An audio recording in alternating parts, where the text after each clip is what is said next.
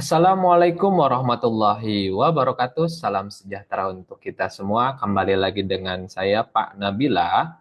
Di sesi satu ini kita akan membahas komunikasi politik dalam perspektif ilmu komunikasi. Nah, hierarki komunikasi politik dalam perspektif ilmu komunikasi itu diawali dengan ilmu komunikasi dan juga ilmu politik.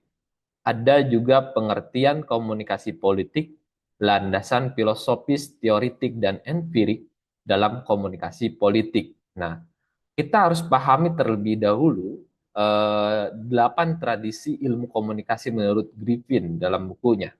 Ada yang pertama itu yang disebut dengan sosio-psikologi tradisi, dan juga ada yang kedua the cybernetic tradition, yang ketiga itu the rhetorical tradition, yang keempat semiotica tradition. Nah, dalam 8 tradisi ini, yang kelima itu social cultural tradition, dan juga yang keenam itu the critical tradition, ketujuh tentang phenomenology tradition, yang kedelapan atau yang terakhir tentang ethical tradition. Nah, 8 dari tradisi ini silahkan kalian pahami dan kalian baca, tidak Bapak jelaskan dalam kesempatan ini. Namun ada juga teori dan model komunikasi. Ini harus kalian pahami agar komunikasi politik ini memberikan nuansa-nuansa yang berkesinambungan. Yang pertama, teori komunikasi. Dapat kalian pahami dalam teori komunikasi banyak sekali. Salah satunya tentang komunikasi kelompok atau publik dengan the adaptive struktur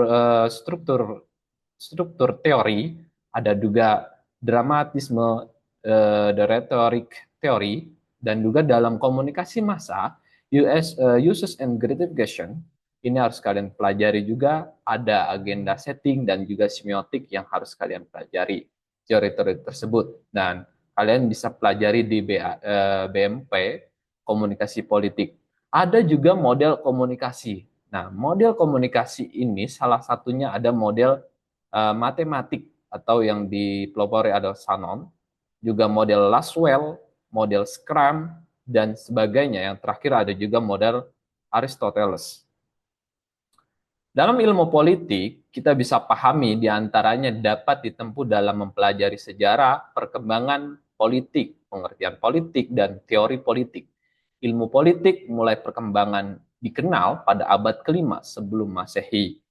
Dalam konsep ini, mempelajari ilmu politik ada pendekatan kekuasaan, pendekatan kelembagaan, dan juga pendekatan kebijakan. Yang terakhir juga ada pendekatan distribusi atau pembagian alokasi. Nah, dalam teori politik, kita harus pahami ada lingkaran yang harus arah komunikasi politik yang Norris rancang sampai dengan dari downward sampai dengan diagonal, melingkar ke atas dan sebagainya, roda tersebut, horizontal, bintang, dan sebagainya juga.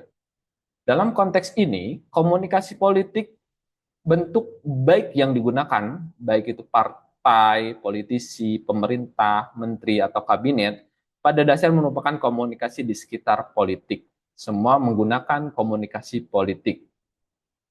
Nah, ada landasan filosofis komunikasi politik. Yang pertama, jenius atau filsafat, ya kan? Spesiesnya filsafat komunikasi, filsafat politik, dan melahirkan yaitu komunikasi politik.